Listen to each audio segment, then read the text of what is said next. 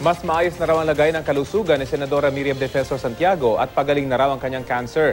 Nagbigay rin siya ng opinyon sa mga kinakaharap na issue ng ilan sa mga makakalaban niya sa eleksyon 2016.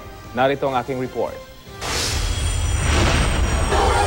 Sa kanyang muling pagpapakita sa publiko matapos ang halos isang buwan, mas masigla si Senadora Miriam Defensor Santiago nang humarap sa mga estudyante ng Rizal Technological University sa Pasig City. Maayos daw ang kanyang kalusugan at pagaling na raw sa kanyang sakit na lung cancer. Sa mga susunod na buwan, posibleng manong simulan na niyang gamitin ang gamot na tuluyang nagpagaling kay dating US President Jimmy Carter. Pero sabi niya, baka daw gamitin niya kanyang kalusugan para siraan siya.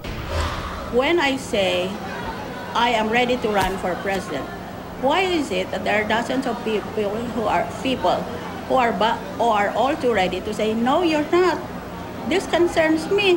Eh, ba't silang makikialam sa akin? Ibinahagi ng senadora ang kanyang opinyon sa mga isyong kinakaharap ng kanyang mga katunggali. Dapat anya, bilisan ni Senadora Grace po ang pag-apela sa kanyang mga kasong disqualification. Sa ngayon, ayon sa mga desisyon, hindi mailagay ang pangalan niya. Kaya kailangan madaliin ang pag-apela niyan. Pag hindi siya nakaabot, mag-aapela pa yan sa Korte Suprema, pero maaring habang ganun ang desisyon, hindi mailagay ang pangalan niya. Ang mga akusasyon naman sa mga umano'y human rights abuses laban kay Duterte, huwag na rin daw sanang pagtuunan ng pansin. I think it can be disregarded unless there is weighty evidence as hyperbole.